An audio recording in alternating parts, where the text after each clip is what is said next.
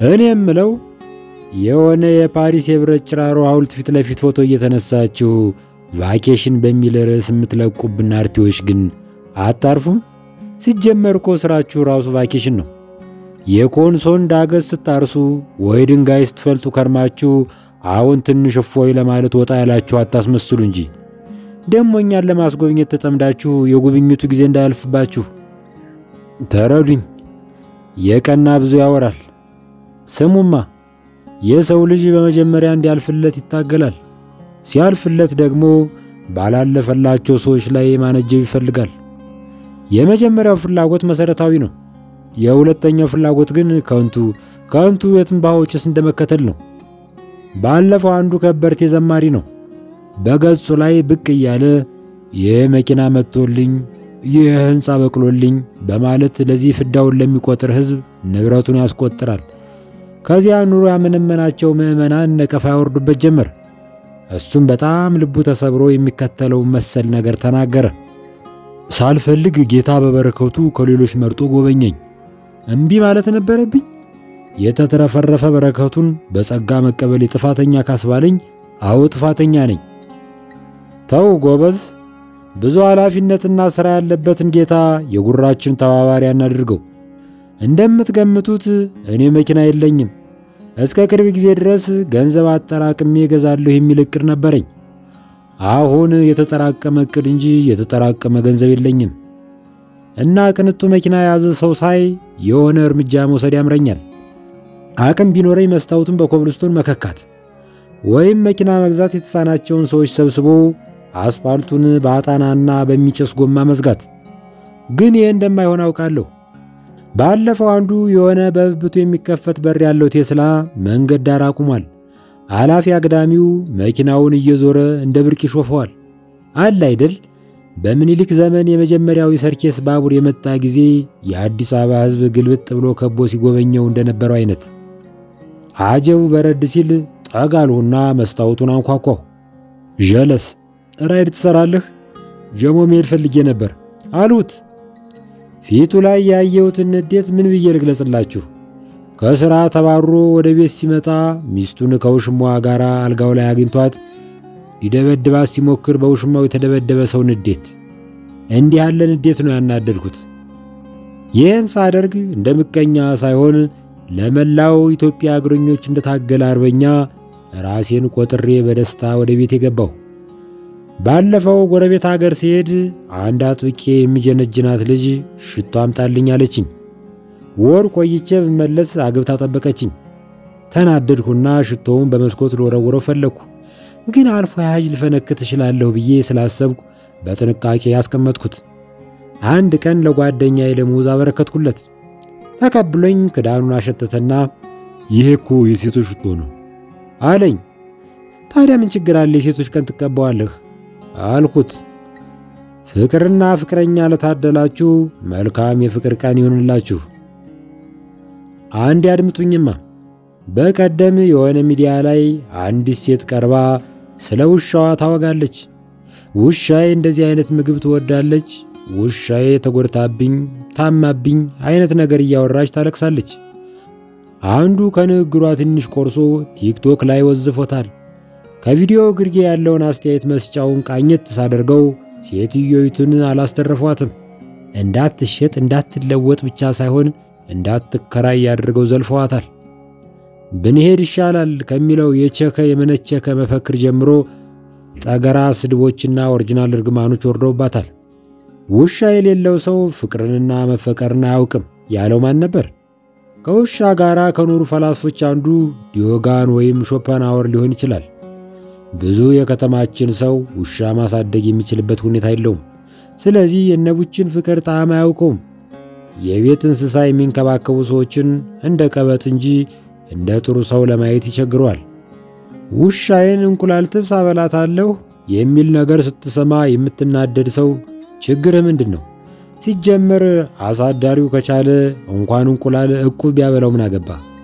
ሰዎች ለሚያሳድጉት ውሻ፣ ድመት ወዘተ ያላቸው ፍቅር ከወለዱት ልጅ ያነሰ እንዳልሆነ ማወቅ ያን ያህል ከባድ ነው። በቀደም የአህያ ሥጋ ለገበያ መቅረቡን ተከትሎ የተዘወተረ ቀልድ ነበር። የቀልዱ ጭብጥ እንደ ዓመት በዓል ዘፈን አይቀየርም። የሆነ ሰው የአህያ ሥጋ በልቶ ሲወጣ አላፊ አግዳሚውን መራገጥ ይጀምራል። ባለ 5 ኮከብ ጮሌ ስማርት ነኝ ብለህ ታስባለህ? ያም ሆኖ አህያን ስታስብ ከስንት አንዴ እጅግ ሲመራት የምትሰነዝረው እርግጫዋ ነው ትዝ የሚልህ። ሌላው ቢቀር አህያ ባይኖር ኢትዮጵያ ውስጥ ገበያ ይኖራል? በነገራችን ላይ ከአህያ ጋር የዋለች ላም ፈስ ተምራ መጣች የሚል ተረት ስንቀባበል የኖርን ድንቃ ድንቅ ሰዎች ነን እኮ። በእውኑ ከአህያ ችሎታዎች ውስጥ ዋናው መፍሳት ነውን? ደሞስ አህያ ብትፈሳ ደልቷት ቁንጣን እንዲቀላት አይደለም፣ የጭንቅ መውጫ ነው አባ። እስቲ በአህያ ኮቴ ውስጥ ቆመህ ነገሩን አስበው። አገር ሰላም ብለህ በቆምክበት ቦታ የሆኑ ሰዎች 100 ኪሎ የበቾ ጤፍ ትከሻ ላይ ቢጥሉብህ እንኳን በቂምህ በእምብርታ አትፈሳም? ሰው በሲኖትራክ ብቻ አይኖርም፣ የእንስሳትን እገዛም ይፈልጋል። ግን የሚያገለግሉን እንስሳት ከመበደልና ከማዋረድ ይልቅ ለወሮታቸው የሚመጥን ርህራሄ ማሳየት የመንፈስ ስልጣኔ ነው ብዬ አምናለሁ።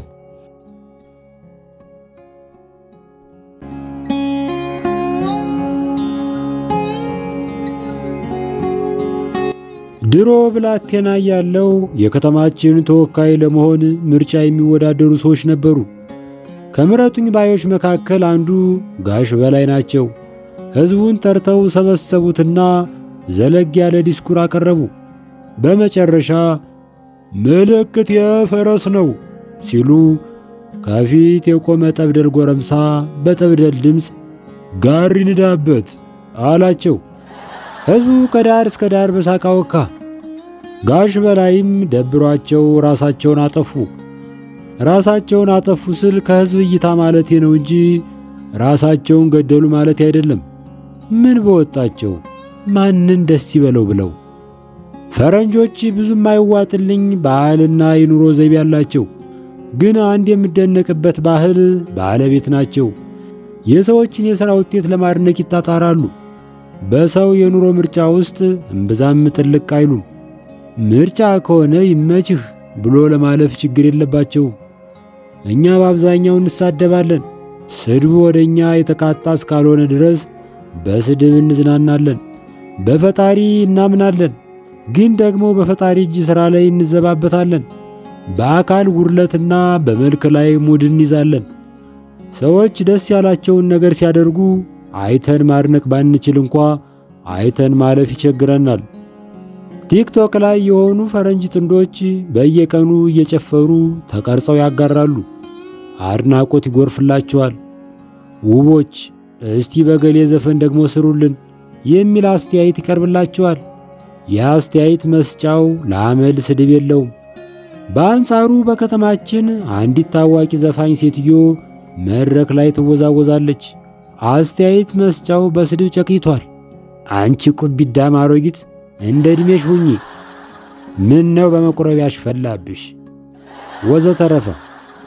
ምን ነው አባ ዘፈንና ዳንስ የማይመች ከሆነ ገለልበል፣ መዝሙር ስማ። የሚደንሱ ሰዎችን እየተከታተልክ እግራችሁና አንገታችሁ ይንቀጥቀጥ፣ መቀመጫችሁ ግን በነበረበት ላይ ይቆይ ማለት አትችልም። ዘፈንና ዳንስ ያለ ነፃነት አይሰምሩም። አንድ የምወደው ሰው እስክስታ ቅሌት ይወዳል ይል ነበር። ስትደንስ ለክብሬ ብለህ መጨነቅ የለብህም። ዜማው ፍንቅል አድርጎሽ ስትደንሺ አንዱ ተነስቶ ተበረጋገድሽ፣ ተበለቃቀጥሽ ብሎ ከፈረደብሽ ችግሩ ያንቺ አይደለም፣ ችግሩ የፈራጁ ነው። በእሱ አእምሮ ውስጥ ከመበረጋገድ ከመበለቃቀጥ የተለየ ትዕይንት የለም። የሆነ የውጭ ተወላጅ የሆነ ሰውነት አጎላማሽ ወይም ቦዲ ቢልደር አለ። ቲክቶክ ላይ ወጥቶ ስለሚበላው ምግብ ይናገራል።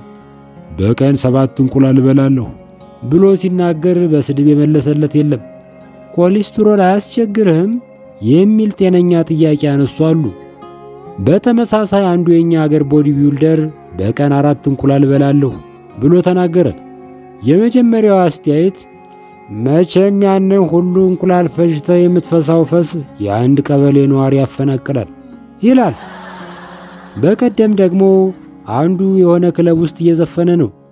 የሙሉቀን መለስን ዘፈን ለመዝፈን ፈልጎ እናቴ ስትወልደኝ ብሎ ገና ሲጀምር አንዱ ሰካራም ምን አለው? እናተ ስትወልድ ራሱ እንዲህ አላማጠችም በቀደም ባለ 4 ጎማ ብረት ድስት የመሰለች ላዳ ተሳፍሬ ከሽሮ ሜዳ ወደ ቀበና መጣለሁ። ሾፌሩ በዋናው አስፋልት ላይ መንዳት ያፈረ ይመስል ውስጡን ይቆሰቁሰዋል። ላዳዋ በየእርምጃው ታነክሳለች። አልፎ አልፎ እንደ ድሮ ቴፕ ሪከርደር ትነክሳለች። የከባድ መኪና ሾፌር ነበርኩ አለኝ ሾፌሩ። አገሩ በአጋሽና በአንጋሽ ሲታመስ ስራዬን መስራት ተቸገርሁና ይችን ላዳ ያዝኩ። ግን አመል ሆኖብኝ በኮረኮንች ካልነዳሁ የነዳሁ አይመስለኝም። መንገዱ አልተመቸኝም። ጃን ሜዳ ስንደርስ ሽቅብ አለኝ፣ አጦለወለኝ። የክቡር ዘበኛ አጥር ታክል ስናልፍ እዚህ አካባቢ ማስመለስ 100 ብር ያስቀጣል የሚል ጽሑፍ አየሁ። ፌስታል ይዘሃል ስል ጠየቅኩት። ጫት ይዤበታለሁ፣ ቅሜ ስጨርስ ሰጣለሁ። ወዲያው ግን ከመኪናው መሳቢያ ስር ሎሚና ቢስማር አውጥቶ አቀበለኝ። ሎሚውን በስቼ ሳጣጥመው የተናወጠው ሆዴ ተረጋጋልኝ። ከጥምቀት የተረፈ ሎሚ ነው ስል ጠየቅኩት። ጥምቀት ሎሚ መወርወር ባህላችን አይደለም ሲል መለሰ ሾፌሩ። ቱባው ባህል በሚገኝበት ገጠር እምቧይ እንጂ ሎሚ አይወረወርም።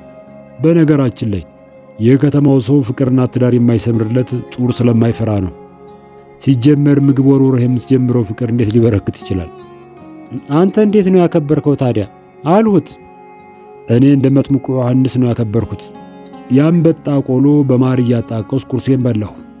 እኛ ኢትዮጵያውያን በየዓመቱ አንበጣ እህላችን ፈጀብን እያልን ከምናላዝን እንደ መጥምቁ ዮሐንስ አንበጣን ወደ እህልነት ብንቀይረው ዓለምን አናስቸግርም ነበር። ከጥቂት ገጭ በኋላ ላዳዋ እንደ ሰርኬስ ባቡር ቀጥ አለች። ሌላ ላዳ በተቃራኒው አቅጣጫ መጥቶ ከጎናችን ቆመ። ሁለቱ ሾፌሮች በጋቢና መስኮት ትንሽ ሰላምታ ከተለዋወጡ በኋላ የኔ ሾፌር ምን አዲስ ነገር አለ ሲል ጠየቀው። አንዱ ግን ትናንትና የኋላዋን መብራት ሰብሮብኝ 15,000 ብር አስጠፋሁት። ነገ ደግሞ ጋማውን ይዤ 5,000 ብር እቀበለዋለሁ። የኔ ሾፌር በረጅሙ ተነፈሰና እንዲህ አለው፣ የቤትህን መብራትም ነው እንደ የሰበረብህ?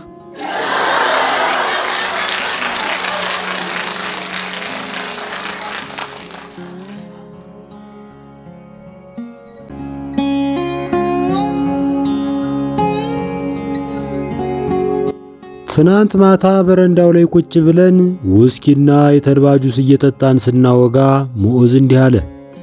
ከብዙ ሴቶች ጋር መተኛት የብዙ ወንዶች ፍላጎት ነው።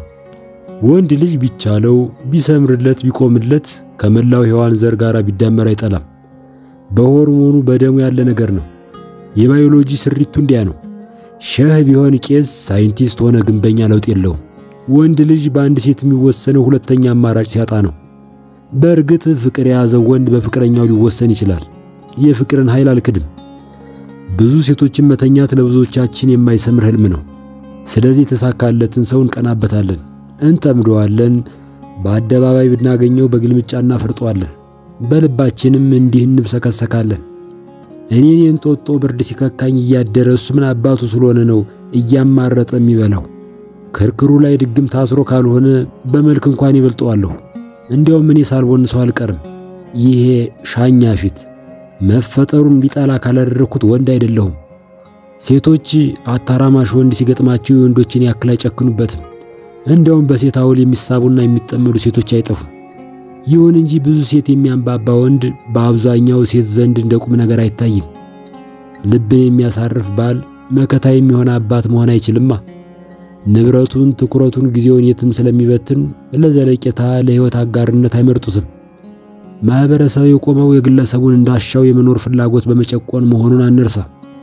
ከማህበረሰብ ተግባሮች አንዱ ፍትሃዊ የፍቅር ጓደኛ ክፍፍል ማድረግ ነው። አንድ ወንድ ብዙ ሴት ሰብስቦ ከያዘ የሆነ ሰፈር ላይ ወንዶች በብህትውና መኖር ይገደዳሉ። ስለዚህ ብዙ ሴት የሚይዝ ወንድ የማህበረሰቡን ፍትሃዊ የሚስት ክፍፍል ያደናቅፋል። ማህበረሰብ ሴት አውሉን በምድር በህግ ይቀጠዋል፣ በገሃነም እሳት ያስቦከዋል። ከዚያ በተረፈ በአፍረት ያደባየዋል። በባህላችን ብዙ ሴት ጋር የሚሄድ ወንድ እንደ ሰው አይቆጠርም፣ ከአህያ ነው ምድቡ። አለሌ የሚለውን ስም አስበዋል? አለሌ ማለት ከሴት አህያ አልፎ ሴት ፈረስ የሚሰራ አህያ ማለት ነው።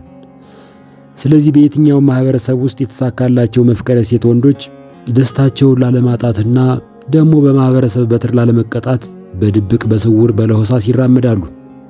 በባህላችን ቅምጥ ውሽማና ቁባት አያያዝ ላይ የነበረው ምስጢራዊነት በሲአይኤ ውስጥ እንኳን አይገኝም። ንብረት ገላው የገጠመው መከራ ከዚህ አንፃር መታየት ያለበት ይመስለኛል።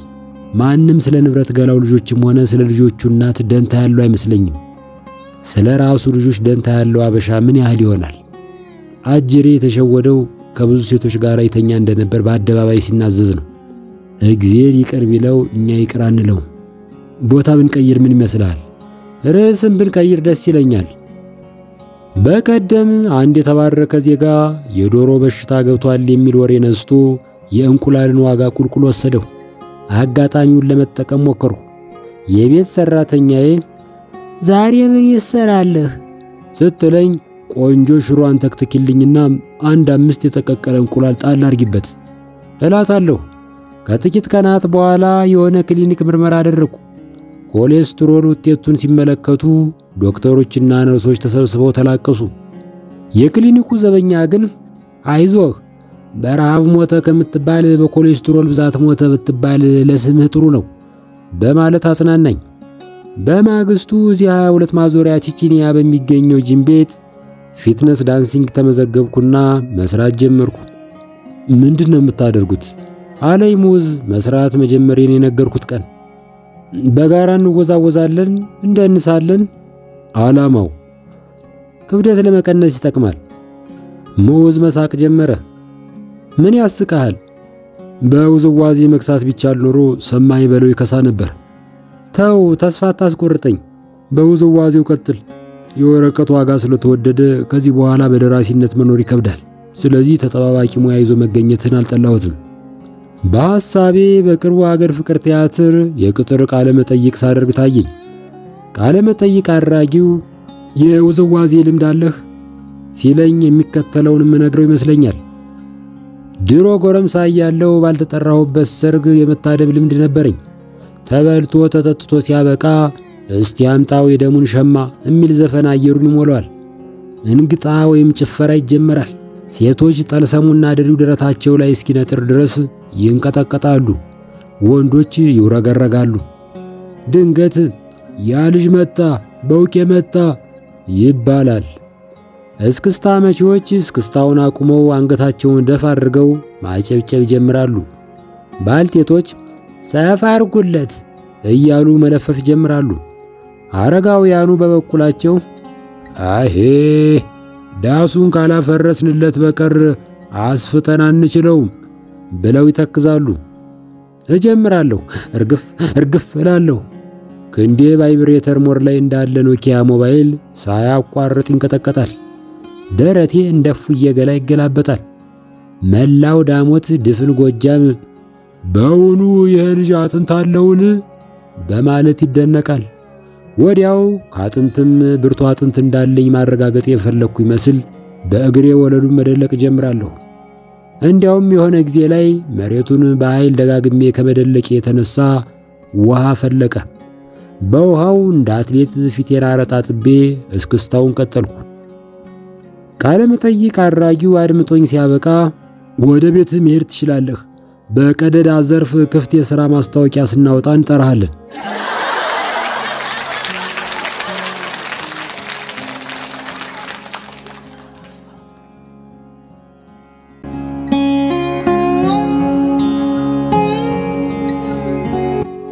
የሆነ ጊዜ ላይ ሰፈራችን ካሉት የልብስ ማጠቢያ ወይም ላውንደሪ ቤቶች ወደ አንዱ ጎራ ላለሁ። ላውንደሪው ውስጥ ዘምዘም የምትባል እንደ ቆላ ዛር ልብ የምትሰልብ ልጅ ታስተናግዳለች። ቀስ በቀስ ልቤ እየፈቀዳት ሲመጣ ይታወቀኛል። ጓደኛዬ ሙዝ የጠበሳ ሰበዞች በሚለው መጽሐፉ የከጀልካትን ሴት በጣም አዝናናት ወይም በጣም አሳዝናት ይላል። ይህን ቀመር የምጠቀምበትን አጋጣሚ ስጠባበቅ ቆየሁ። አንድ ቀን የተወሰኑ ልብሶች እንድታጥቡልኝ ሰጥቼ ነበር አልኳት። ደረሰኙ ይዛል? ኪሴን አተራምሼ ሳበቃ ሳልጥለው አልቀረሁም ብየዋሸሁ። ምን አይነት ልብሶች ናቸው እንዲታጠቡልኝ የሰጠህን? በተባበሩት መንግስታት ስብሰባ ተጋባዥ በነበሩ ጊዜ 1000 ዩሮ አውጥቼ የገዛሁት የስዊዝ ሸሚዝ። እሺ። ፍቅረኛ የተታኝ ከሄደች ጊዜ ጀምሮ ለሌላ ሴት ያላጋራሁት አንድ ጥንድ አንሶላ። ሌላስ? በእንባዬ ብዛት የወየበ የትራስ ልብስ አዳምጣኝ ስታበቃ አይዞህ በዚህ ሁኔታ ውስጥ የጥበቱን ዋጋ እንድትከፍል የሚጠይቅ አንጀት የለኝም። ካላስቸገርኩ ከፊት ለፊት ካለው ቁርስ ቤት እንቁላል ስልስ እየጋበዝኩ የደረሰብህን በዝርዝር ታወጋኛለህ። ደግሞ ጠንከር በል፣ ሴት ብትሄድ ሴት ትመጣለች ብላ ማጅራቴን ሳባ አድርጋ በማተብ ማረፊያዋ ላይ ፊቴን ቀብራ ስታጽናናኝ ታየኝ። አንድ ሸሚዝ በ1000 ዩሮ መግዛት እየቻልክ እንዴት የልብስ ማጠቢያ ማሽን ሳትገዛ ቀረህ ስትለኝ ግን መሳሳት ይገባኝ። ማለት ፍቅረኛ ጥላ ብትሄድ አይገርምም። ከዚህ በኋላ ነው ወደ ቀበና ወንዝ እየወረድሁ ልብስ ማጠብ የጀመርኩት። ምዑዝ የሆነ ጊዜ ላይ የሚሰራበት መስሪያ ቤት ለዓለም አቀፍ ስብሰባ ወደ ውጭ ሀገር ላከው። በተላከበት የፈረንጅ ከተማ ሆቴል ውስጥ አንድ ሳምንት በስብሰባ ዛገ። እናም ያንቀላፋ ልቡን የሚቀሰቅስለት አንድ ነገር ፈለገ። አንድ ቀን ሆቴሉ አጠገብ የሚገኝ ቡን መጠጫ ቤት ውስጥ ገባ። ካፌው ውስጥ ለአንድ ሰው የሚሆኑ ብዙ ጠረጴዛዎችና ወንበሮች ቢኖሩም እሱ ግን ከአንድ በላይ ሰው የሚያስተናግድ ሶፋ መርጦ ተቀመጠ። ለዘዴ ነው።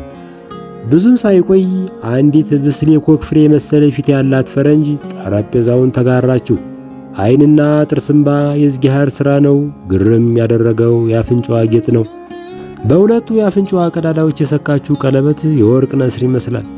ይዞት የመጣውን መጽሐፍ ጠረጴዛው ላይ ዘረጋው። ሲያስመስል ነው። ተስተናጋጆች ሁሉ ሞባይላቸው ላይ በተደፉበት ካፌ ውስጥ መጽሐፍ የሚያነብሰው ትኩረት እንደሚሰርቅ ያውቃል። አልተሳሳተም። ሴቲቱ ስታየው አያት። ሃይ አላት ተሽቀዳድሞ። ሄሎ አለችው። በግብዳው ፈገግ አለ። ቀጥሎ ምን መናገር እንዳለበት ሲያስብ ስም ማን ነው አለችው። ምዑዝ። ሚዑዝ ምዑዝ ሚዑዝ ምን አጨቃጨቀኝ ብሎ በአዎንታ ራሱን ደፋ ቀና አደረገ። ያንቺስ? ኦሊቪያ ምንድነው የምታነበው አለችው። የማነበውን መጽሐፍ ሽፋን አሳያት። ከምትሰራው ጋር የተያያዘ ነው?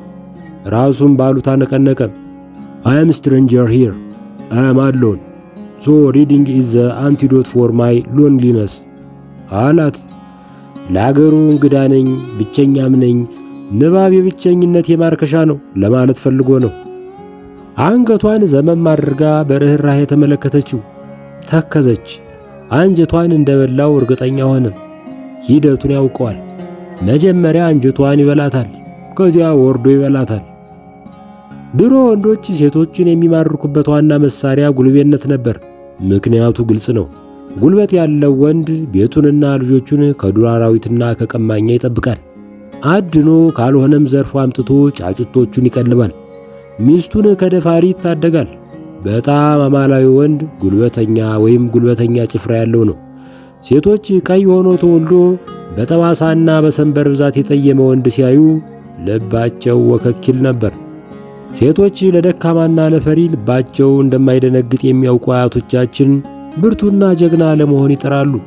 አለበለዚያም ጀግናና ብርቱ መስለው ለመታየት ይፍጨረጨራሉ። ያን ጊዜ ለወንድ ልጅ ትልቁ ኪነ ጥበቡ ፉከራ ነበር። የፉከራ መልእክት ባጭሩ ጀግንነቴን ሌሎች ባይነግሩሽም እኔ ልንገርሽ የሚል ነው። የአፄ ዮሐንስ አሽከር የነበሩት የዋርላው ልጅ ከልካይ ዳንዴ ጀብዳቸውንና ሚስታቸውን በአንድ ግጥም ሲያስተዋውቁ እንዲህ ይሉ ነበር። ከልካይ የዳንዴ የደምራቱ የወርቅነሽ ባል የአይናማይቱ። ዘመናት አለፉ፣ ጉልበተኝነትም እያለፈበት መጣ።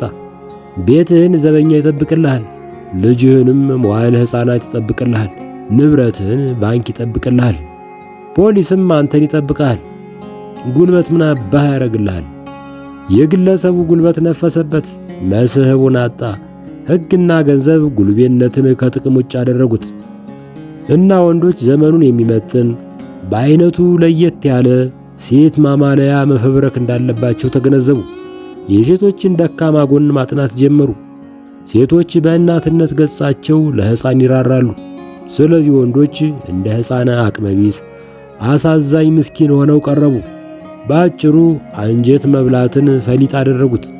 የ12ኛ ክፍል ተማሪ እያለሁ አንድ ባልንጀራዬ ያፈቀራትን ልጅ አንጀት ለመብላት ከመፈለጉ የተነሳ ግራ ክንዱን በቤሳ አምላጭ በመብጣት በደሙ ያጣቀሰ ደብዳቤ መጻፉ ትዝ ይለኛል።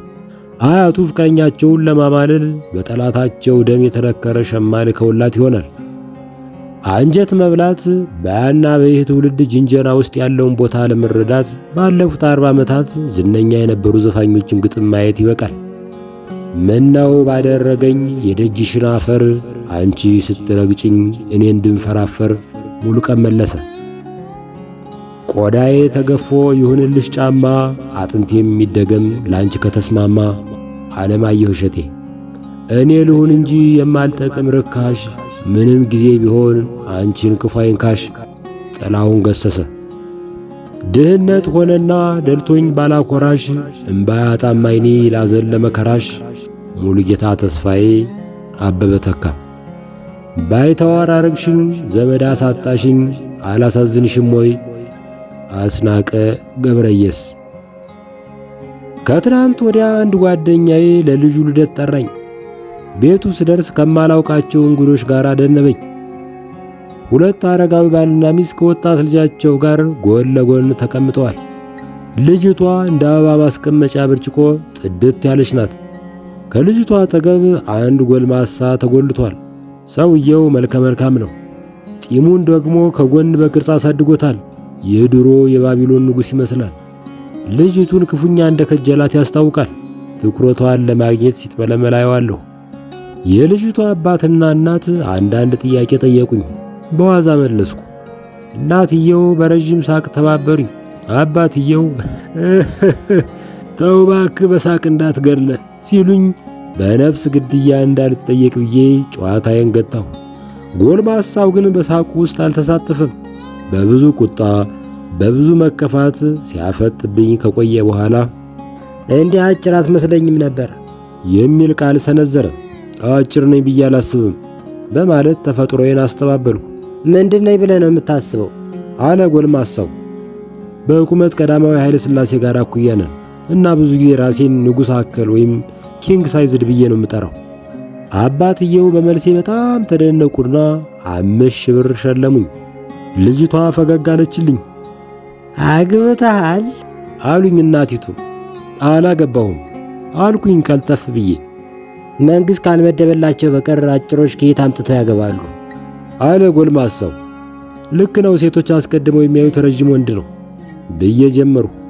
ጎልማሳው በድል አድራጊነት ፈገግ ብሎ ወደ ልጅቱ ተመለከተ።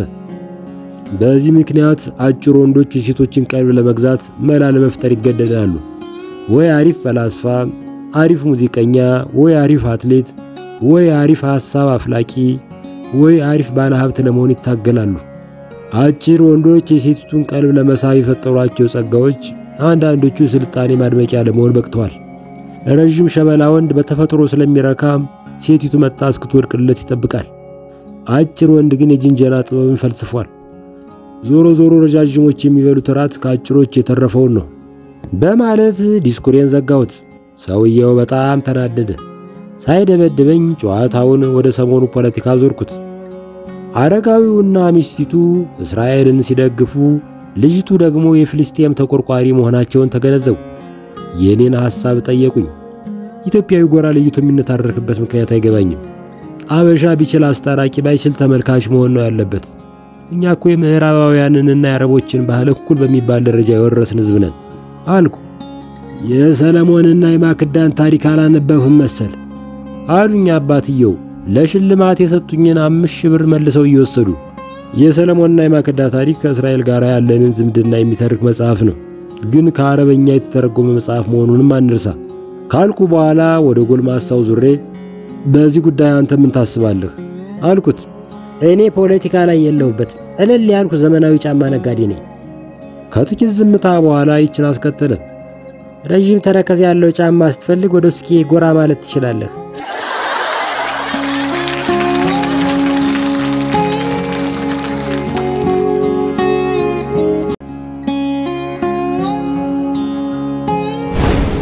የመለስ ዜናዊ መንግስት በብሔረሰቦች መካከል ያለውን ዝምድና ከማጉላት ይልቅ ጥቃቅን ልዩነቶችን በማፋፋም የተጠመደ ነበር።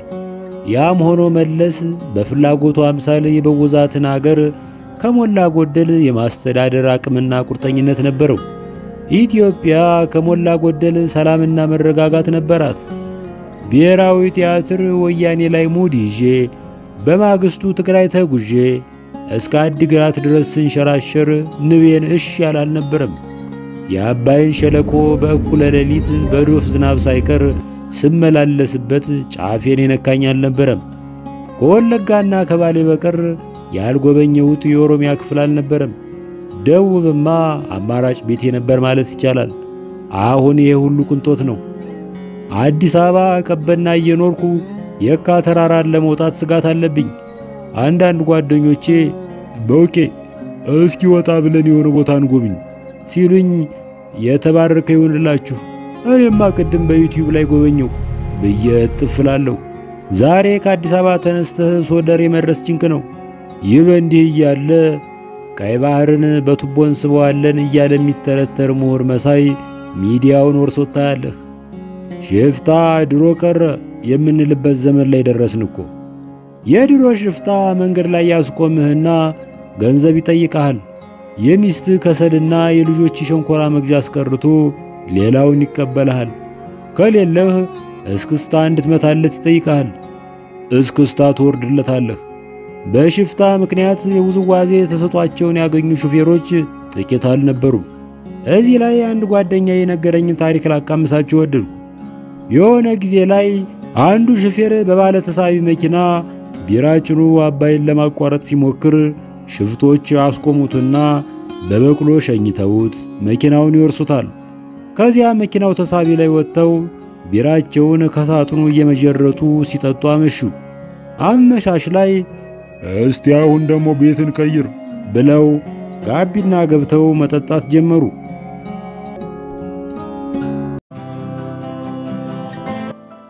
ከዕዳ ወደ የምን ዕዳ።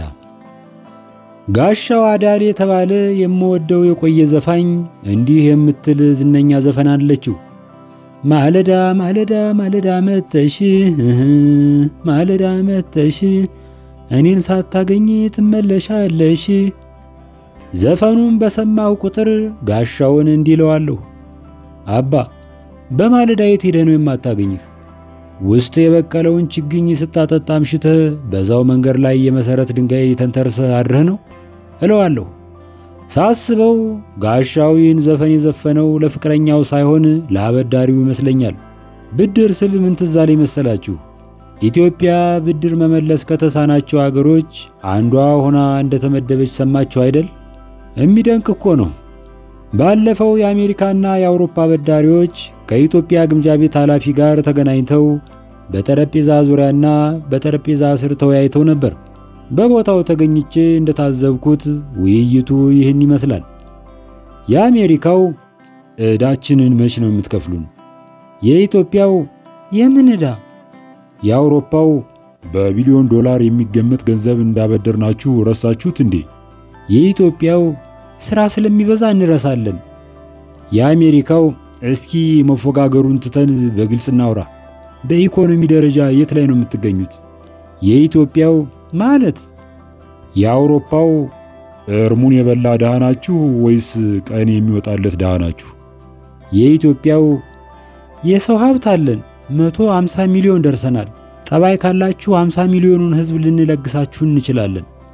የአሜሪካው እያወራን ያለነው ስለ ገንዘብ ነው።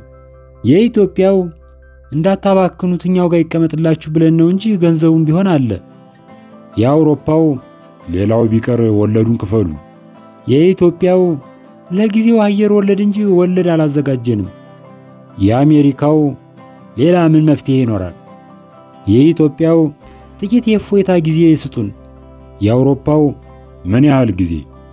የኢትዮጵያው ትንሽ 50 ዓመት አካባቢ ብትታገሱን። የአውሮፓው በ50 ዓመት ጊዜ ውስጥ ብድሩን የምትከፍሉበት የኢኮኖሚ ደረጃ ላይ ትደርሳላችሁ። የኢትዮጵያው አይ እናንተ ብድሩን የማትፈልጉበት ደረጃ ትደርሳላችሁ።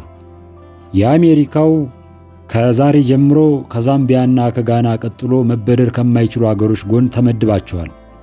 የኢትዮጵያው ይህንን ጨካኝ እርምጃ ዝም ብለን አናየው። የአውሮፓው ምን ልታደርጉ ትችላላችሁ? የኢትዮጵያው ብድር የተነፈጉ አገሮች ማህበር መስርተን እንታገላለን። የአሜሪካው እናያለን።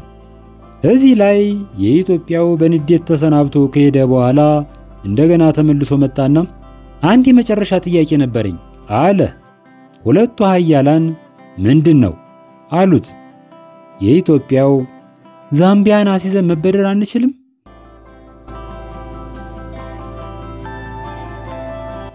ግብይት። ሰሞኑን ለዲያስፖራ ወገኖቻችን አገራቸውን እንዲጎበኙ ጥሪ ተደርጓል። እኔ ለዲያስፖራ ወገኖቻችን ቦታ ለመልቀቅ ብዬ ወደ አሜሪካ መጣሁ። ሰልስትና ወይም ከ3 ቀን በፊት ዲሲ በእግሬ እየተወዛወዝኩ ዋይት ሃውስ አጠገብ ስደርስ በብዙ የዓለም ቋንቋዎች መሃል ጎልቶ የሚታይ የአማርኛ ጽሑፍ ተመለከቱ። ፕሬዝዳንት ባይደን ሆይ የሚደረግብንን እያየህ ስለምን ዝም ትላለህ የሚል መፈክር ነበር የጠበቅኩት። ጠጋ ብዬ ሳየው የአላባ በርበሬ እዚህ ይገኛል የሚል ማስታወቂያ ነው። ወደ ሱቁ ገባሁና ደህና ዋላችሁ አም ጉድ አለኝ አንድ በደብረ ብርሃን ብርድ ልብስ ላይ የሳይቤሪያ ቡልኮ የደረበ አበሻ። እስቲ ወደ ኢትዮጵያ የሚሄድ አንድ ፈረሱላ በርበሬ መዝኑልኝ አልኳቸው። መንግስቱ ኃይለ ማርያም ሰው በላው ካፒታሊዝም ቢልም እንኳ የአሜሪካ ካፒታሊዝም የቸርነት ገጽታም አለው። የሚበዘብዝህን ያህል እንድትበዘብዘው እድል ይሰጣል። ለምሳሌ የሆነ ልብስ ከሱቅ ገዝቼ 1 ሳምንት ዘንጨበት ሳበቃ አልመጠነኝም ብዬ ለሻጮች መመለስ እችላለሁ። ሳንገራግሩ ገንዘቡን ይመልሱልኛል። ይህ አሰራር ኢትዮጵያ ውስጥ የሚጀመረው መቼ ነው? ከጥቂት ጊዜያት በፊት ሽሮ ሜዳ ፎቅ ላይ ወደሚገኝ የባህላዊ ልብስ መሸጫ ሱቅ ጎራ ብዬ ነበር። ምን ነበር አለኝ ሻጩ። አንድ ጓደኛዬ ከዚህ ቤት ቆንጆ የዶርዜ ሸሚዝ ገዝቶ ስጦታ ሰጥቶኝ ነበር አልኩት። የተባረከ ጓደኛ ነው ያለህ አለኝ። ምን ዋጋ አለው? ሰሞኑን ትንሽ ወፈር ስላልሁ ጠበበኝ። ምን ችግር አለው ታዲያ? አስቀምጠውና ስትከሳት ለብሰዋለህ ሲል መለሰ ሻጩ። መመለስ አልችልም አልኩት። ምኑን ነው የምትመልሰው አለኝ። ልብሱን ነው።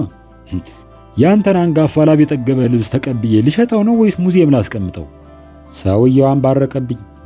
በጣም ተናድጄ ከሱቅ ወጥቼ 5 ፎቅ ወረድኩ። ታች ከደረስኩ በኋላ ሰውየው በረንዳው ላይ ሆኖ በፉጨት ጠራኝና ስዞር ተነጋግረን አልጨረስንም እኮ አለኝ። ከምኔው ሐሳቡን ቀየረ ብዬ ወደ ላይ መውጣት ጀመርኩ። ፎቁ ሊፍት እንደሌለው ልብ ያልሁት አሁን ነው። በእርግጥ ባህላዊ ልብስ ሻጩ ባህላዊ ፎቅ መምረጡ አግባብ ነው። እያንዳንዱን ደረጃ በምጥና በመራራ ትግል ከወጣሁ በኋላ እንደገና ሱቁ በር ላይ ተገተርኩ። እኔም ምልህ አለኝ ሻጩ እህቴ የሚያከሳ አረቄ ትሸጣለች። ቀብድ ከከፈልህ ላስመጣልህ እችላለሁ። የማስመረቅ ሱስ። ኢትዮጵያ ውስጥ የነገሰው የማስመረቅ ሱስ የተወጋ ይሁን። በቅርቡ የሆነ አዲስ አበባ አጠገብ በምትገኝ ከተማ ከፊል ኮረኮንች መንገድ ላይ ዜብራ እንዲሰመር ተወሰነ። ዋናው ዜብራው መስመሩ ነው። አስፋልቱ ደግሞ ቀስ ብሎ ይደርሳል። ምንጮቼ እንደነገሩኝ ለዜብራው ማስመረቂያ 100,000 ብር ገደማ ፈጅቷል። አርቲስቱ በመስመር 100,000 ተከፍሎታል ማለት ነው። የከተማው ሰዎች ዜብራውን እንዲመርቅላቸው የሆነ ባለስልጣን ከአዲስ አበባ ጋበዙ። ለማስመረቂያ የሚሆን በቂ በጀት ካላቸው እንደሚመጣ ነገራቸው።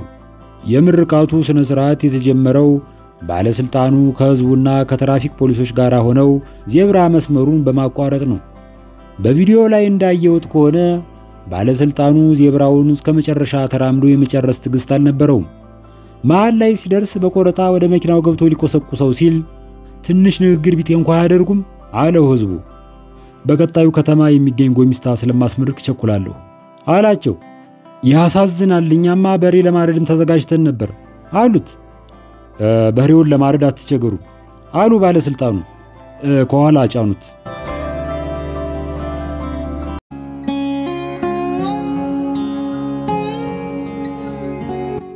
ልጅ ሆነን ለመጀመሪያ ጊዜ ፕራንክ ሲያደርግ ያየሁት የሰፈራችን ልጅ ሙልጌታ ይባላል። የብረት አሎሎ በጨርቅ ጠቅልሎ መንገድ ላይ ያስቀምጣል። ከዚያ ቤተክርስቲያን ስመው ወደ ቤታቸው የሚመለሱ አረጋዊ ሲያይ አባ አቤት እሷን ኳስ ይምጡልኝ እስቲ። ሰውየው አሁን መጣሁ ልጄ የተባረከ ይሁን ብለው መንገዳቸውን ከመቀጠል ፋንታ እንደ ጠቦት ፍየል ወደ ኋላ ተንደርድረው ወደፊት ተመልሰው ያንን ጨርቅ ለበስ አሎሎ በእግራቸው ይደነብቁታል። ከጥቂት ሳምንታት በኋላ ዊልቸራቸውን እያሽከረከሩ ሲያልፉ ያየ አገር ሰው አባ ምን ገጥሞት ነው ይላቸዋል። በራዛ ዘመቻ ጊዜ ሻዕቢያ የጠመደው ፈንጂ አግኝቶኝ ነው። እርጉሙ ሙልጌታ ፕራንክ ያደረጋቸው ሰውዬ በበኩላቸው በዚህ አይነት ህብረተሰቡን ፕራንክ ሲያደርጉት ኖሩ። ይህችን የጻፍኳት ሰሞኑን በአንድ ዓለም አቀፍ አውቆ አበድና በኃይሌ ሪዞርት መካከል በተደረገው ውዝግብ ከኃይሌ ጎን መቆሜን ለማመልከት ነው። ከጥቂት ዓመታት በፊት አንድ መንግስታዊ ያልሆነ ሀብታም ድርጅት ስልጠና ብሎ የተወሰኑ የኪነ ጥበብ ባለሟሎችን መርጦ ኃይሌ ሪዞርት 5 ቀናት አስቀመጠን። የቅንጦትን ምንነት ያየሁት ያኔ ነው። የአልጋውን ምቾት ባሰብኩት ቁጥር እስካሁን ድረስ እንቅልፌ ይመጣል። በማደሪያችን ውስጥ የኃይሌ ፊርማ ያረፈበት የምቾት ዕቃ ተቆጥሮ አያልቅም። የመታጠቢያ ቤቱን ቁምሳጥን ከፈት ሳደርገው 5 አይነት ሳሙና በብልቃት ተደርድሮ አገኛለሁ። ለብብት ብቻ የተለየ ሳሙና ተዘጋጅቷል። እኔ የሠራ ከላቴን ለመታጠብ አንዱን ብልቃት ብቻ አጠቀምና የቀረውን ለክፉ ቀን በቦርሳዬ ውስጥ ከዝነዋለሁ። የስልጠና ጊዜ አልቆ ተሰናብተን ከሆቴሉ ስንወጣ ዘበኛው ቦርሳዬን ፈተሸው። ከ30 ብልቃት ሳሙናና ከ5 ፎጣ በቀር ምንም አላገኘብኝም። ዘበኛው ከማሰናበቱ በፊት ያለኝን አረሳውም። ብርድ ልብሱን ለምን ተውከው?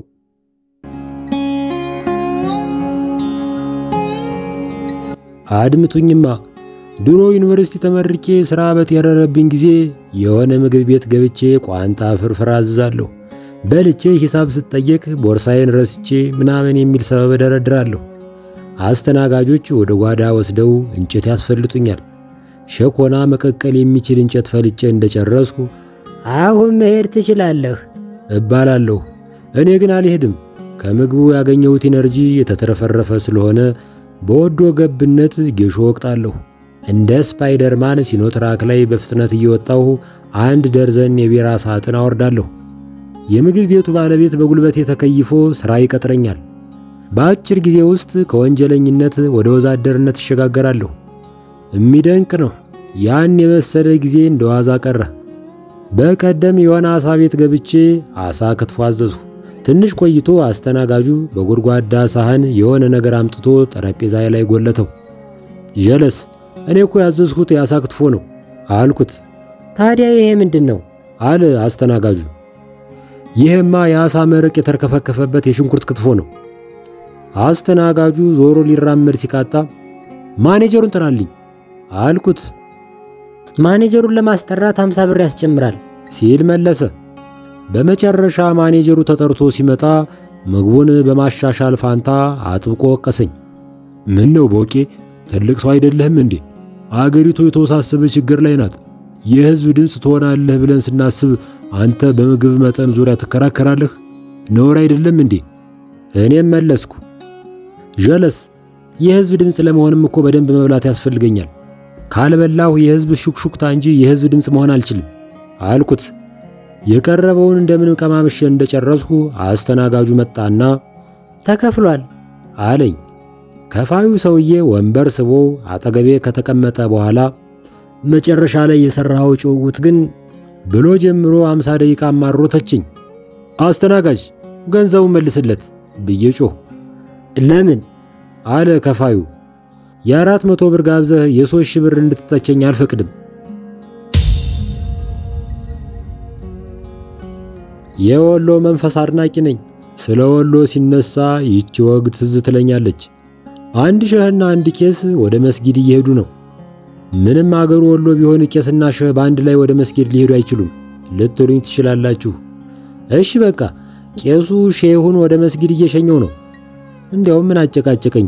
ቄሱና ሼኩ ወደ ገበያ እየሄዱ ነው። ቄሱ አይዋ እንዲያው በሰማይ ቤት ከክርስቲያንና ከእስላም ማን የሚኮነን ይመስልሃል ብሎ ጠየቀ።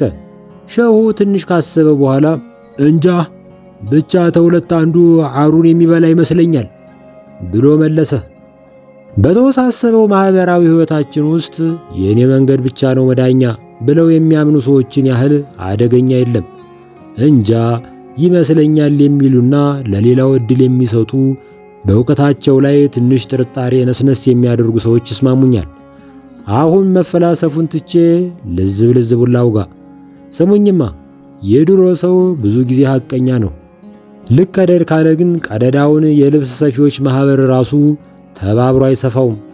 ባለፈው ከአንድ አባቴ እኩያ የሆነ ሰውዬ በኑሮ ውድነት ዙሪያ በሚዲያ ምን ሲል ሰማሁት? በእኛ ጊዜ በግ በ5 ብር ገዝተን ጮማውን ቅርጥፍ አድርገን በልተን ቆዳውን በ50 ብር እንሸጠው ነበር። ተው እባክህ፣ በእናንተ ጊዜ በጎች የነብር ቆዳ ለብሰው ነበር እንደሚወለዱት? በቀደም አንዱ ዝንጥ ያለ ሬስቶራንት ውስጥ ሽሮ ይበላል። ሽሮ የቀረበለት እጀታ ባላት ድስት ነው። ድስቲቱ የሸክላ ጭልፋ ትመስላለች። እንብላ አለኝ።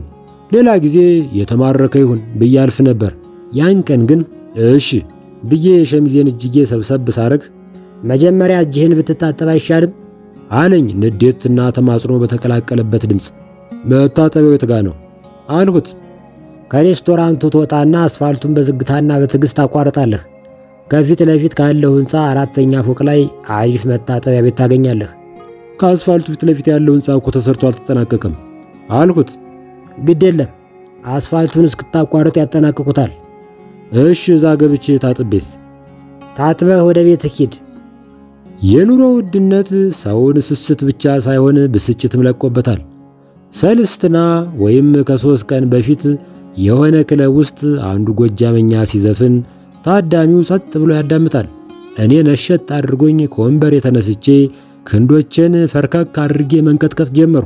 ዘፋኙ ያበረታታኛል ብዬ ሳስብ ዘፈኑን ገታ አድርጎ የሚከተለውን ጣለብኝ። ወንድም፣ በእኔ ዘፈን ብብትህን እያናፈስክ ነው?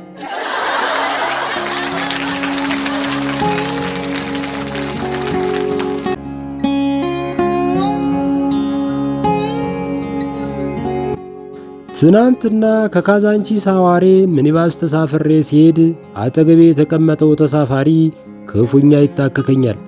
እርድናን ከእርጅና አስተባብሬ የያዝኩን ወንድማችሁ ይችን አጭር ማሳሰቢያ ያለቀኩበት። ጀለስ፣ ጭር ያለ ቦታ የሚያስደስት ከሆነ ኪሴ ውስጥ መግባት ትችላለህ፣ መብትህ ነው። ስርቆትን ግን አታስበው። ዶላሬን ስዊዝ ባንክ አንዱሬዋለሁ። አይፎኔን ቤት ጥዬው መጥቻለሁ። ፍላሽን እንደማተብ አንጠልጥዬዋለሁ። በአጠቃላይ በዚህ ሰዓት መስረቅ የምትችለው ቀልቤን ብቻ ነው።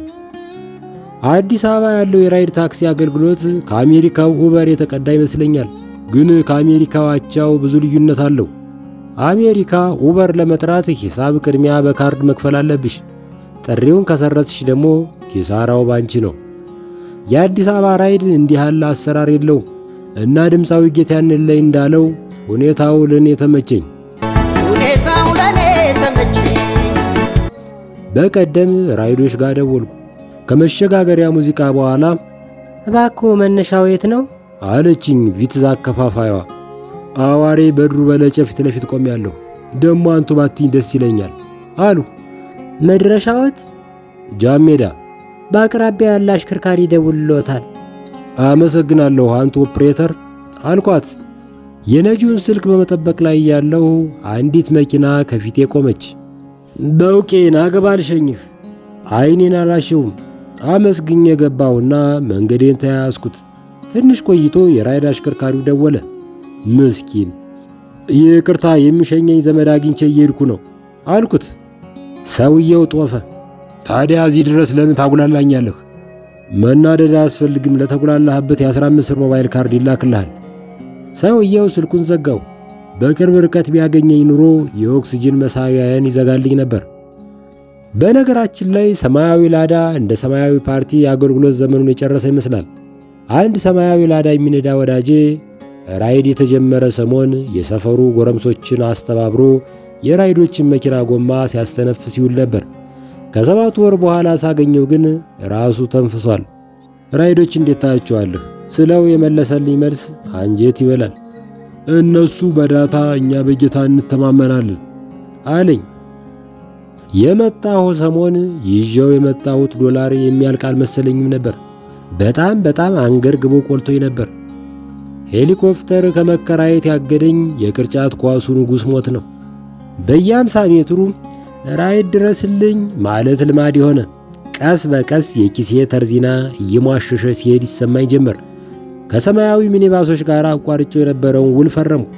ጥቅጥቅ ብሎ በሞላ ሚኒባስ ውስጥ ጎበዝ ምን አለ ጠጋ ጠጋ ብትሉልኝ የሚል አንጀት የሚበላ ድምፅ ከሰማችሁ የኔ ነው። ብዙ አልቀጠልሁም። ሕዝብ የሚሳፈርበት ሳይሆን የሚሰፍርበት ሃይገር ባስ እንኳን ወደ ቤት ተመለስ ብሎ ተቀበለኝ። የሰፈራችን ነዋሪ ኪሴ እየተመናመነ እንደመጣ ለመገንዘብ ጊዜ አልፈጀበትም። ባለፈው ተጉለት ስጋ ቤት ፊት ለፊት ቆሜ ገብስ ቆሎ ስበላ የሆነ ጎረምሳ መጥቶ ሃይ በውቄ የትራንስፖርት አገልግሎት ያስፈልጋል ብሎ ጠየቀኝ እና መልሴን ሳይጠብቅ ጥግ ላይ ያቁማትን አቧራ የጠገበች ሞተር ይዞ ወደ እኔ ቀረበ። ሞተሪቱ ሞተር ሳይክል ከመሆኗ በፊት መድፍ እንደነበረች የጠረጠርኩት ያወጣችውን ምድር አንቀጥቅጥ ድምፅና አንድ ሙሉ ከተማ የሚሰውር ጭስ አስተውል ነው። ከፋኝ። አልቅስ አለኝ። እግዜር ይስጥልኝ፣ በቅርቡ ስለ ጽሑፉን ትቼ ማራቶን ለመጀመር እያሰብኩ ስለሆነ ከፊት ትመራኛለህ ብዬ አሰናበትኩት። ቀናሽ ያደርጋል ታናሽ ይላል ማንኩሴ ሲተርት። ከቸገረህ የሚገለገልብህ እንጂ የሚያገለግልህ አታገኝም። አሁን ከትናንት ወዲያ አምሽቼ በላውንደሪ ቤት በር በኩል ሳልፍ ያየሁትን ማመን አቃተኝ። የላውንደሪ ቤቱ ዘበኛ እንዲታጠብልኝ ወረፋ ያስያዝኩትን ብርድ ልብስ ለብሶ ይጎማለላል። ዚስ ኢዝ አን ፕሮፌሽናል ምናምን እያልኩ ያዙኝ ልቀቁኝ ስል ዘበኛው ተረጋግቶ በጋራጅ ቱታና በበርኖስ መሃል ታፍኖ ከሚቀመጥብህ እኔ ትከሻ ላይ ሆኖ ቢናፈስልህ ይሻላል ብዬ ነው ብሎ ደረቀ። በዚህ አላቆመም። ያናፈስኩበትን ትበጭቅልኛለህ ብዬ ሳስብ ጭራሽ ትወቅሰኛለህ፣ ወትሮም እጅ መዳፋሽ ነው እያለ መብከንከን ጀመረ። በጣም ተሰምቶኝ ብርድ ልብሴን ትከሻው ላይ አስቀምጦ ላናፈሰበት ከፍየው ጉዞዬን ቀጠሉ። በማግስቱ ሌላ ደከም ያለ ላውንደሪ ቤት ሄጄ 5 ካናቴራ፣ 2 ሹራብ፣ 1 ጂንስ በስንት ቀን ታደርሽልኛለሽ አልኳት። 2 ሳምንት። በ2 ሳምንት ጊዜማ ኮሮና ይገለኛል አልኳት። ትስቅልኛለሽ ብዬ ነበር። እሷ ወይ ፍንክችቴ። ታዲያ ምን ችግር አለ? አትበል፣ ለወራሾቹ እናደርሳለን። ባለፈው ራይድ ተሳፈሩ። መዳረሻዬ ላይ ስደርስ ለነጂው ድፍን 200 ብር ሰጠሁትና ኩራትና ልግስና በተሞላ ድምፅ መልሱን ያዘው አልኩት። ነጂው መልስ የለውም። ግድ የለም ቅን ምኞቴንም ቢሆን ያዘው አልኩትና ከመኪናይቱ ሹልክ ብዬ ወጣሁ። በቀደም ላዳ ተሳፈርኩ። ነጂው የ100 ምናምን ዓመታት አዛውንት ናቸው።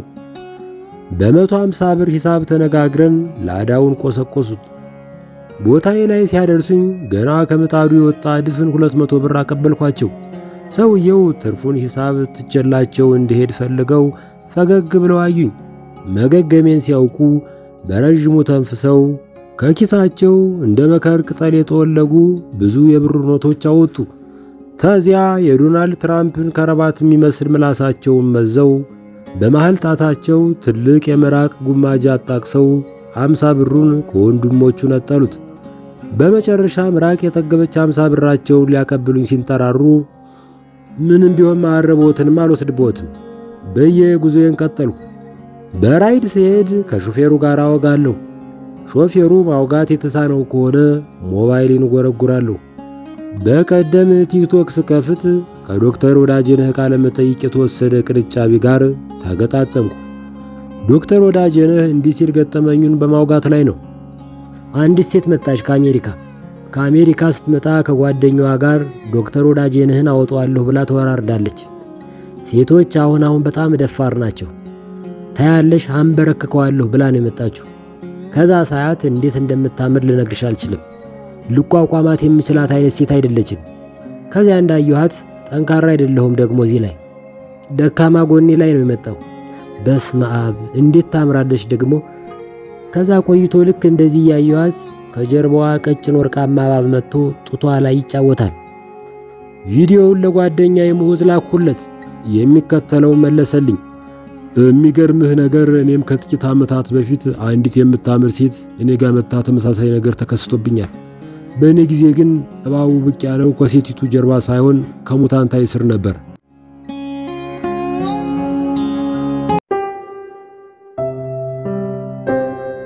ትናንትና አንድ ወዳጄ ታላቁን ሩጫ አትሳተፍም የሚል ሐሳብ አቀረበልኝ። ጀለስ በእኔ ዕድሜ ታላቅ እርምጃ እንጂ ታላቅ ሩጫ አይነፋም አልሁት። ተው እባክህ ገና ደረጃ 3 ጎረምሳ እኮ ነህ ብሎ ካጽናናኝ በኋላ አንድ ማሊያ በ1000 ብር እንድገዛው ጠየቀኝ። ጭራሽ ከፍለን የምንሮጠው ብያንገራገሩ። እሱም ጓደኝነታችንን ከግምት በማስገባት በ990 ብር ሸጠልኝ። ዛሬ ጠዋት 12 ሰዓት ከእንቅልፍ የተነሳሁ ቀለል ያለ ቁርስ እንደሚያስፈልገኝ ስለተረዳው አንድ ሰሃን ፍርፍር፣ መለስተኛ ጨጨብሳና አንድ ጣባ ቅንጬ አፌ ላይ አስቀመጥኩ። ማሊያውን ለበስኩት። ልክክ አለብኝ። ቁምጣዬ ውስጥ ሰተት ብዬ ገባሁ። ማንኩሳን ከለቀቅኩ ወዲህ ለመጀመሪያ ጊዜ ቁምጣ መቁመጤ ነው ወይም መልበሴ ነው። ከዚያ በቁም ሳጥኔ መስታወት ፊት ለፊት ቆሜ እግሬን በቁምጣ ስመለከተው የታጠረ ችግኝ ይመስላል። እንደ እውነት ለመነመነው እግሬ አነባሁ። ቱታ ቦላሌ አፈላልጌ ታጠቅሁ። ቦላሌ የተፈጠረው እግርን ለመሰወር መሆኑ ዛሬ ገና ተገለጠልኝ። የአዲስ አበባ ሯጮች ከመስቀል አደባባይ ተነስተው የሚደርሱበት ቦታ ደርሰው የመልስ ጉዞ እስኪጀምሩ የጀበና ቡናዬን እየጠጣሁ አድፍጬ ጠበቁ። ከዚያ ላዳ ተሳፍሬ ኦራኤል ድረስ ሄዱ።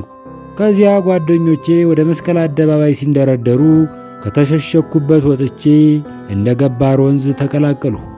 ትንሽ ሶምሶማ እንደሮጥሁ ዞር ብዬ ስሾፍ ብዙ የጸጥታ ኃይሎች በግራና በቀኝ ተኮልኩለዋል። ፊታቸው ላይ ድብርት ይታያል። አስለቃሽ ጭሱን ሳይጠቀሙበት የአገልግሎት ዘመኑን መጨረሱን አስበው የደበራቸው ይመስላል። መስቀል አደባባይ ድረስ ተራምጄ ዓይኔን በጨው አጥቤ ሜዳሊያ ስቀበል የሚከተለው ተረት ትዝ አለኝ። በድሮ ዘመን ነው አሉ አንድ ብላቴና እረኛ የአንድ ሀብታም ጌታ ቤት ተቀጥሮ 300 ከብቶችን እያሰማራ ያገለግል ነበር። የሆነ ጊዜ ላይ ጌትየው በአገልግሎቱ ስለተደሰተ አንድ ጥጃ ሸለመው።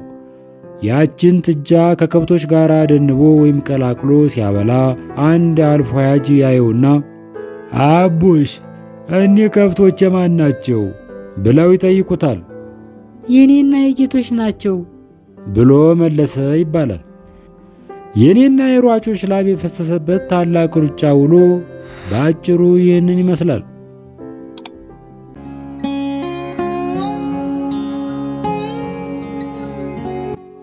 ይሄ ጨዋታ አይደለም።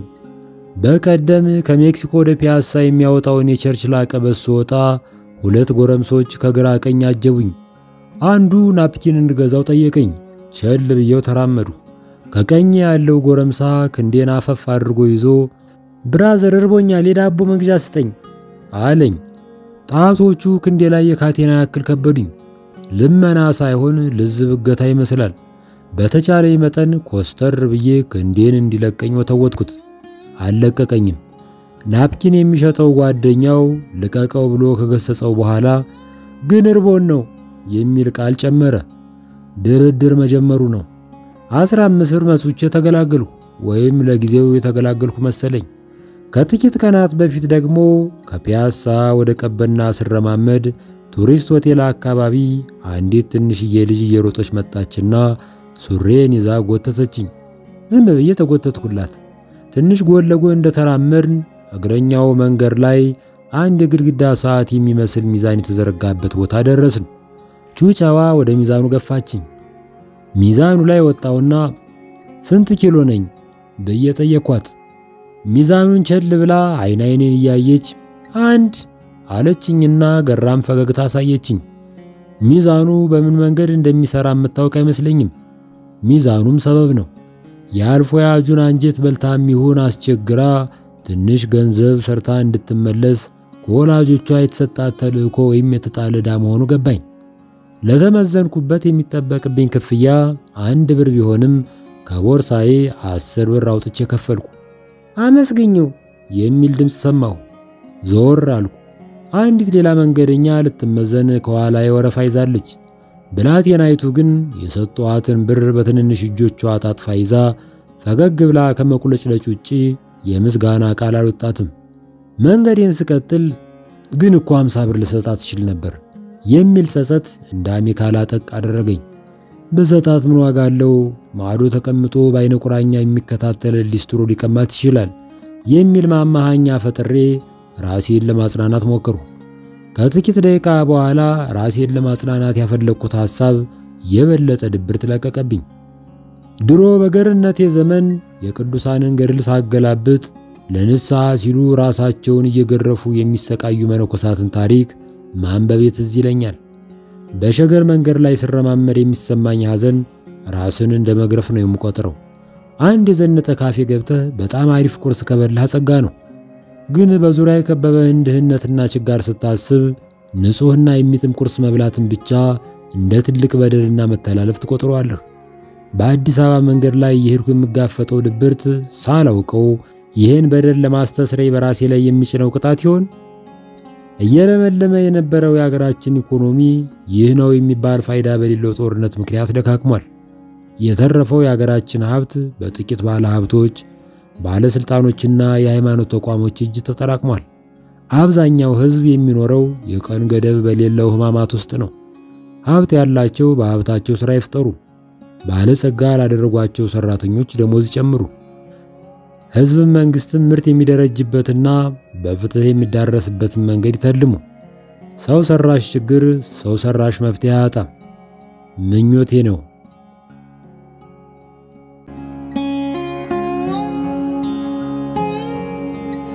በቀደም ጳውሎስ ኞኞ ስለ አድዋ የጻፈውን ስገርብ እንዲህ የሚል አንቀጽ አገኘሁ።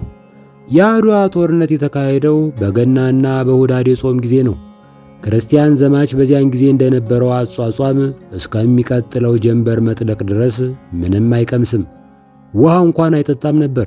ይህን የተገነዘቡት አጤ ምኒልክ ጳጳሱን አቡነ ማቴዎስን ጦርነት ላይ መሆናችንን ያውቃሉ፣ ሰራዊቱ በጦርነትም በጦምም ተደራራቢ ጉዳት እንዳይደርስበት ያገኘውን እየበላ እንዲዋጋ ይፍቱት፣ ቢፈልግ ከጦርነት መልስ ይጾማል ቢሏቸው አቡኑ ግብፃዊ ነበሩና የኢትዮጵያ ጉዳይ ጉዳያቸው ስላልሆነ አንፈታም ብለው እምቢ አሉ። ምኒልክም በዚህ አዝነው እግዚአብሔር የየዋህ አምላክ ይፈርዳል አሏቸው። ጳውሎስ ኞኞ አጤ ምኒልክ ገጽ 172። እስቲ በዚህች አንቀጽ ትንሽ እንቆዝም። ጳውሎስ ኞኞ በሀገር ፍቅር ስሜት የተቃጠለ ጸሐፊ መሆኑ ጥርጥር የለውም። ይሁን እንጂ ለአቡነ ማቴዎስ በትክክል የፈረደላቸው አይመስለኝም። አቡኑ በትውልድ ግብፃዊ ቢሆኑም ታማኝነታቸው ለሃይማኖታቸውና ለኢትዮጵያ ንጉሠ ነገሥት መንግሥት ነበር። ያም ሆኖ በአጋጣሚ ሃይማኖታቸውን የሚቃረን የመንግሥት ሐሳብ ቢገጥማቸው ለሃይማኖታቸው ማርላታቸው የመርህ ሰው ያሰኛቸዋል እንጂ ከሃዲ አያስብላቸውም። ስለዚህ የኢትዮጵያ ጉዳይ ጉዳያቸው ስላልሆነ የሚለው የጳውሎስ ኞኞ ክስ ምንም መሰረት የለውም።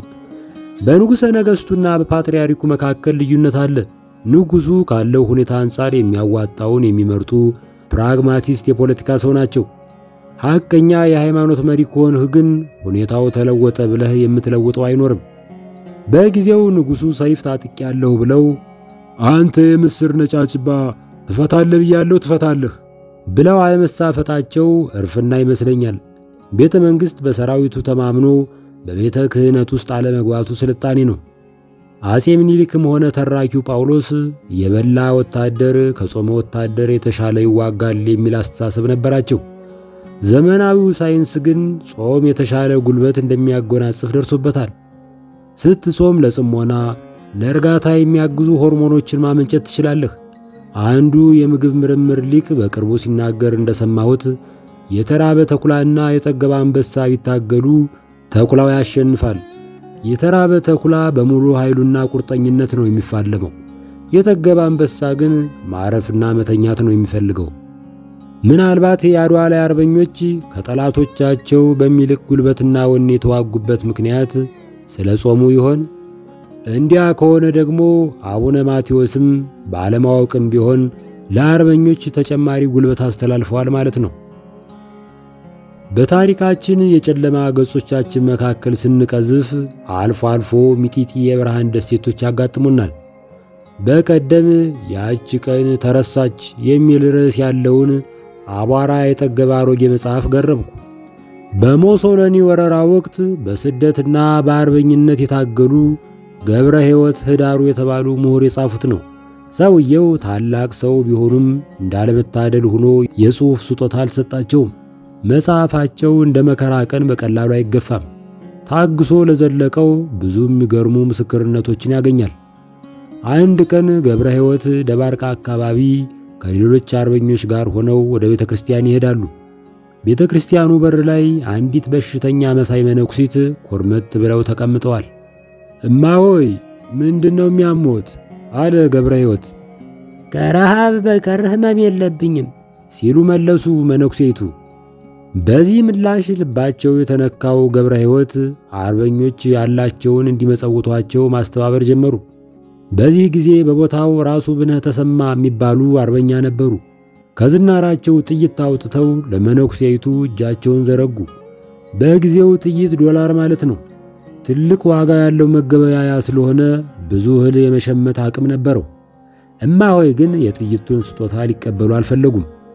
ምንም ቢርበኝ ምንም በረሃብ አለቅጥ ብትጠቃም የጀግናውን ጥይት አልቀበልም፣ በጥይቱ ጀግናው ሙያ ይስራበት የሚል ምላሽ ሰጡ። አርበኞች ባልተጠበቀው ምላሽ ተደንቀው እህል እንደሚመጸውቷቸው ቃል ገቡ። የሰዎች ምግባር የሚለካው በጣም ሲቸግራቸው ወይም በጣም ሲደላቸው ነው። የራበው ዜጋ መሪውን ይበላል ይላል መረራ ጉዲና። ግን መሪው በቀላሉ ራሱን ለመብልነት አያቀርብም። ስለዚህ የተራበ ሰው በቅርቡ ያገኘውን ይበላል። የአገሩን ንብረት ሊሸጥ ይችላል። ሸማች ካገኘ አገሩን እንደ ቦንዳ ጨርቅ ጠቅልሎ ለመቀወር አይኑን አያሽም። ከዚያም ይባሳል። በክፉ ቀን ልጆቻቸውን ቆርጥመው የበሉ ሰዎች በታሪክ ተመዝግበዋል። ራስን በሕይወት ማቆየት ከባድ ቀንበር ነው። ለዚያ ነው የሰለጠኑ የሚባሉ አገሮች መንግስታት ዜጎች መሰረታዊ ፍላጎታቸውን ማሟላትን ቀዳሚ ተግባራቸው አድርገው የሚይዙት።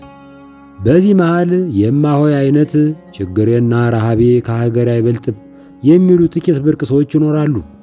የእኒህ ሰዎች መስዋዕትነት በዘመናችን እንደ ፋራነት ይቆጠራል። ባለፉት 50 ዓመታት አገርን እንደ ሸቀጥ ማየት እርድና ሆኗል። እዚህ ላይ የአብርሃም ረታ ዓለሙ ስንኝ ትዝ ትለኛለች። አጥንት የሚከስከስ ደም የሚፍሰስላት ይህች አገር የጭራሽ አይደፍራትም ጠላት። አትበል ጌትዬ አገር አያሻህም፣ ሀብት አፍራ እንደምንም ከንጉሥ ፕሬዝዳንት ተጣጥለህጣ ጆሮ ግንዷን ብለህ የፍንጥር ክንጠጣ። ባለፈው 50 ዓመት ይህን ግጥም ብሔራዊ መዝሙር ያደረጉ ማዕት ሰዎች ተፈጥረዋል። ዛሬ ቤት ዘግተው ዶላር መሳይ ሲያትሙ የሚውሉ ዜጎች በረሃብ የተጎዱ አይደሉም። እጦት ሳይሆን የቅንጦት ህልም የፈጠራቸው ናቸው። መኪና ሳይሆን መኪኖች ይመኛሉ። ቤት አላቸው፣ ግን የሪል ስቴት ባለቤት ለመሆን አገራቸውን ጆሮ ጉንዷን ከማለት አይመለሱም። እኒህ ጉዶች ምናልባት ትንሽ የህሊናን ጥፍጣፊ ካላቸው ለተጨማሪ ምቾት ሲሉ የሚሸጡትን አገር ከማን እንደተረከቡት ማስታወስ ያስፈልጋል። የጎጃሙ ገዢ ደጃዝማች ብሩ ደፋርና ኃይለኛ ተዋጊ ነበሩ። ተድላ ጓሉ የተባለ የስልጣን ተፎካካሪ ነበራቸው። ከዕለታት አንድ ቀን ተድላ ለደህንነቱ ስለሰጋ አባይን ተሻግሮ በሌሎች ገዢዎች ክንድ ስር ለመጠለል አሰበ። ጥቂት ቦታዎች ያልተሳካ ጥረት ካደረገ በኋላ መጨረሻ ላይ ነገወ ገመዳ የተባለ የጃርሶ ወይም ሰላሌ ጌታ ጥገኝነት ሊሰጠው ተስማማ። ደጃች ብሩ ይህንን እንደሰማ በንዴት ጤሰ። ጠላቴን ሸሽገህ ይዘሃልና መጣሁልህ ብሎ ለነገወ ማስጠንቀቂያ ላከበት። ነገወ ገመዳ ማስፈራሪያው እንደደረሰው ሰራዊቱን ከየቦታው በአዋጅ ጠርቶ ሰላሌ ሜዳ ላይ ጉግስ ጨዋታ አካሄደ። ዓላማው የፈረሰኞቹን ብዛትና ንቃት ለጠላቶቹ ለማሳየት ነበር። በዛሬው አነጋገር ወታደራዊ ሰልፍ ማካሄዱ ነው። ይህንን የተመለከቱ የብሩ ሰላዮች ጉዳዩን ለጌታቸው አመለከቱ። ብሩ ግን ከውሳኔው ንቅንቅ አላለም። ወደ ሰላሌ ሄዶ የነገወ ገመዳን ፈረሶች ቂጥ ለቂጥ እንደሚያማታ ዛተ። መካሪ መኮንኖች ግን እንዲህ አሉት፣ ግድ የለህም ይቅርብን፣ አሳዳጅ በደጅ አንሁን። ዋናዋ ነጥብ አሳዳጅ በደጅ አንሁን የምትለው ምክር ናት። በሰፈራቸው በሜዳቸው ብንገጥማቸው ያሸንፉናል ማለት ነው። ናፖሊዮን ቦናፖርት እንዲህ የተባለ መካሪ ቢኖረው ኖሮ ሩሲያ ገብቶ አይዋረድም ነበር። ደጃች ብሩ የመኳንንቱን ምክር ተቀብሎ ዘመቻውን አጠፈው። ፍቅር እስከ መቃብር በተባለው የአዲስ ዓለማየሁ ዝነኛ ልቦለድ ውስጥ ካሉት ዋና ታሪኮች አንዱ የባላገሮች አድማ ነው። ፊታውራሪ መሸሻ የተባሉት ጌታ የዓመት በዓል መዋያ የሚል አዲስ ግብር በባላገሮች ላይ ጣሉባቸው። ባላገሮች እምቢ አንከፍልም አሉ።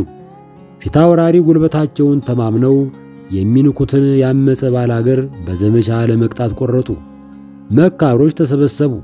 የድሮ መካር እንደ ዛሬ በለው በለው አይልም። ጌታው ፈረስ ከሆነ መካሩ ልጓም ይሆናል። መካሮች ተናገሩ። ባላገር ሕይወቱንም ጥይቱንም ቆጥቦ ነው የሚዋጋ። ጠላቱ እሱም በመፈለግና በራብና በጥም እስኪደክም ፊት ለፊት ተሰልፎ አይገጥምም። በአገሩ እህል ውሃው የሱ ስለሆነ ዱሩ ገደሉ ተራራው ሸንተረሩ ሁሉም የሱ ስለሆነ እህል ውሃውን ሸሽጎ እሱ በዱር በገደሉ ተሸሽጎ ብዙ ሰው ሳይሞትበት ብዙ ጥይት እንኳ ሳይጠፋበት ድል ያደርጋል። ያደመን ባላገር አሸንፋለሁ ብሎ ማሰብ ውቅያኖስን ጠልቄ ጨርሳለሁ እንደማለት ነው። ፊታውራሪ መሸሻ እንደ ደጃች ብሩ ምክር የሚሰሙ አልነበሩ። አሻፈረኝ ብለው ጦራቸውን አስከትለው ወደ አደሙት ባላገሮች ዘመቱ። ባላገሮች አበጀ ብለው በተባለ ሽፍታ መሪነት የሚደነቅ ነገር አደረጉ። ፊታውራሪ መሸሻ ወደ ሰፈራቸው ዘው ብለው እንዲገቡ በሩን ከከፈቱላቸው በኋላ አዘናግተው ከበው ከምክትል ሚስታቸው ጋር በተኙበት ማረኳቸው። የምንኖረው በቅራኔዎች በተሞላ ዓለም ውስጥ ነው። ከቅራኔዎች የሚገላግለን ምናልባት ሞት ሳይሆን አይቀርም። ፖለቲካ ማለት ቅራኔዎችን ከናካቴው ማስቀረት ሳይሆን ቅራኔዎች ለከፋ ጉዳት እንዳይዳርጉ አድርጎ ማርገብ ነው። የሆነ አካባቢ ማህበረሰብ ሲያምጽ የአመጽ ምንጭ የሆኑትን ሮሮዎች ብሎ መስማት፣ ችግሮችን ማዳመጥና ለመፍታት መፍቀድ የመንግስት ዋና ሥራ መሆን አለበት። ለገበሬ ማዳበሪያ በጊዜው ማቅረብ፣ ሕዝብ አስተዳዳሪዎቹን ራሱ እንዲመርጥና እንዲሽር መፍቀድ፣ በሰላም ተዘዋውሮ እንዲኖር እንዲሰራና የቤት ንብረቱ ባለቤት እንዲሆን ማገዝ ወዘተረፈ። በተረፈ በገዛ መንደሩ ላይ ወታደር አሰማርቶ ብሶቱን ለማፈን መሞከር ከታሪክም ከስነ ጽሑፍም አለመማር ነው።